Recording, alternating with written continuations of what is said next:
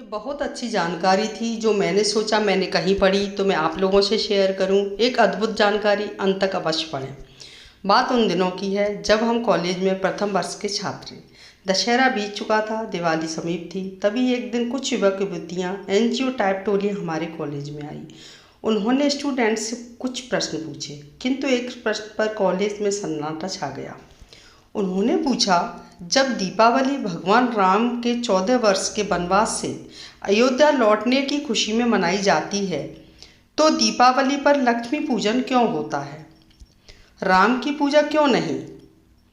प्रश्न पर सन्नाटा छा गया, क्योंकि उस वक्त कोई सोशल मीडिया तो नहीं था, स्मार्टफोन भी नहीं थे, किसी को कुछ नहीं पता। तब सन्नाटा चीरते हुए हम में से ही एक हाथ प्रश्न का उत्तर देने के लिए उठा। उसने बताया, क्योंकि दीपावली उत्सव 2 सतयुग और त्रेता युग से जुड़ा हुआ है। सतयुग में समुद्र मंथन से माता लक्ष्मी उस दिन प्रकट हुई थी, इसलिए लक्ष्मी पूजन होता है। भगवान राम श्री त्रेता युग में उसी दिन अयोध्या लौटे थे, तो अयोध्या वासियों ने दीप जलाकर उनका स्वागत किया था, इसलिए इसका नाम दीपावली है।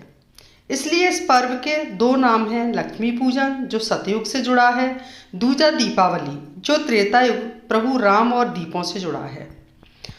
हमारे उत्तर के बाद थोड़ी देर तक सन्नाटा छाया रहा, क्योंकि किसी को भी उत्तर नहीं पता था, यहाँ तक कि प्रश्न पूछ रही टोली को भी नहीं।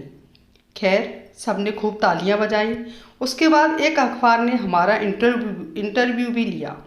उस समय अखबार का इंटरव्यू लेना बहुत बड़ी बात हुआ करती थी। बाद में पता चला कि वो टोली आज की शब्दावली अनुसार लिबरल्स की थी, जो हर कॉलेज में जाकर युवाओं को मस्तिष्क में ये डाल रही थी कि लक्ष्मी पूजन का औचित्य क्या जब दिवाली राम से जुड़ी है। कुल मिलाकर वह छात्रों को ब्रेन वॉश कर रही थी, लेकिन हमारे उत्तर के बाद वह टोली गायब हो गई। प्रश्न है, लक्ष्मी गणेश का आपस में क्या रिश्ता है और दीपावली पर इन दोनों की पूजा क्यों होती है? सही उत्तर है, लक्ष्मी जी जब सागर मंथन में मिली और भगवान विष्णु से विवाह किया, तो उन्हें सृष्टि के धन और ऐश्वर्य की देवी बनाया गया। तो उन्होंने धन को बांटने के लिए मैनेजर कुबेर को बनाया।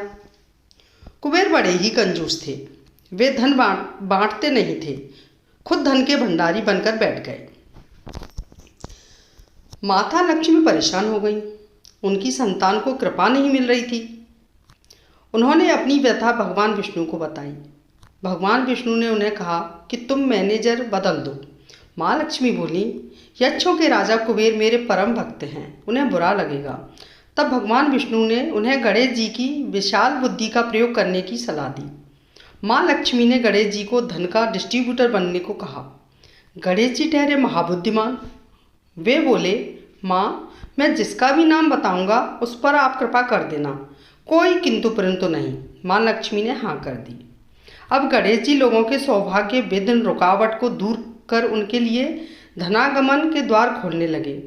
कुबेर भंडारी रह गए, गणेश पैसा सेक्शन करवाने वाले बन गए। गणेश जी की दरियादिली देख माँ लक्ष्मी ने अपने मानस पुत्र श्री गणेश को आशीर्वाद दिया कि जहाँ वे अपने पति नारायण के संग ना हों, वहाँ उनका पुत्रवत गणेश उनके साथ रहे। दीपावली आती है कार्तिक अमावस्या को। भगवान विष्णु उस समय योग निद्रा में होते हैं।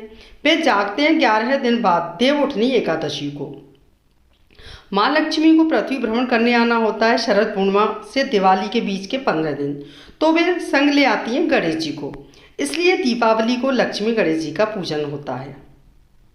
दोस्तों, ये कैसी विडंबना है कि देश और हमारे सबसे बड़े त्यौहार का पाठ्यक्रम में कोई विस्तृत वर्णन नहीं है, और जो वर्णन है वो अधूरा है।